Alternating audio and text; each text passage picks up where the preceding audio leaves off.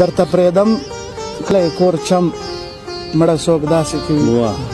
درته پرېږدم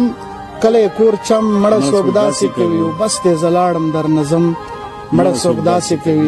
پړنو سترګو کې دې سترګې رانه واړولې خوږه جانانه داسې تم مړه څوک داسې کوي پړنو سترګو کې دې سترګې رانه واړولې خوږه جانانه داسې تم مړه څوک داسې کوي شونډې دې نه رپي او کف چف دې اسمان ته رسي شونډې دې نه رپي او کف چف دې اسمان ته رسي نو ته خدای مولا د آدم مړه څوک داسې کوي مننه شونډې دې نه رپي او کف چف دې اسمان ته رسي نو ته خدای مولا د آدم مړه څوک داسې کوي په دومره نه خبره ته ما اوس پرېږدې او درومې په دومره نه خبره ته ما اوس پرېږدې او درومې خبره واوره یا صنم مړه څوک داسې کوي غوښې د مخ دې په څپېړو باندې ودوړېدې یا فکرمنده ویر ماتم مړه څوک داسې کوي غزل نه مخکې یو څو شعرونه دي چې هسې سړی که درته دا ووایي څه دې خیال دی هسې سړی که درته دا ووایي څه دې خیال دی مثال که تا ته څوک اشنا ووایي څه دې خیال دی یار چې د خپل لیوني زړه اختیارات واخلي درنه قاضي صاحب دې ته که څوک غلا ووایي څه دې خیال دی یار چې د خپل لیوني زړه اختیارات واخلي درنه قاضي صاحب دې ته که څوک غلا ووایي څه دې خیال دی عمر یې کم دی خو غمونو ورله مخ ګونځې کړو که فکرمند ته څوک بابا ووایي څه دې خیال دی د غزل مطلب ده چې په غټه څه چې په وړه دې نور بندیز ولګي په غټه څه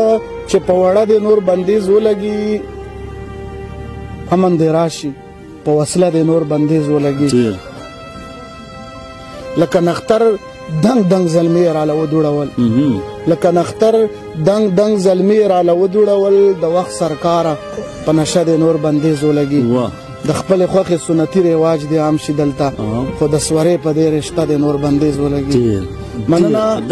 مننه د خپل خوښې سنتي رواج دې عام شي دلته خو د سورې په دې رشته دې نور بندیز ولګي د نوي نسل پرورش دې مدرسه کې وشي په سینما او میخانه دې نور بندیز ولګي د نوي نسل پرورش دې مدرسه کې وشي په سینما او میخانه دې نور بندیز ولګي چې پښتون نوي نو شمله دې ورله نږدې په سر چې پښتون نوي نو شمله دې ورله نږدې په سر مشره په داسې دستوره دې نور بندیز ولګي زمونږ وطن که رښتیا جوړ وي د اسلام په نامه زمونږ وطن که رښتیا جوړ وي د اسلام په نامه نو بیا د سود په دې قرضه د نور بندیز ولګي زمونږ وطن که رښتیا جوړ وي د اسلام په نامه نو بیا د سود په دې قرضه د نور بندیز ولګي او د حالاتو مطابق شعر دی چې خو پښتنو خلکو پکې څه ونه کړل خو پښتنو خلکو پکې څه ونه کړل یار د ټیک ټاک په اداره د نور بندیز ولګي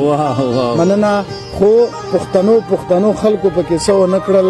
یار د ټیک ټاک په اداره د نور بندیز ولګي د کار سړی په ایمان راله بېکاره کړلو د فکرمند په یارانه د نور بندیز ولګي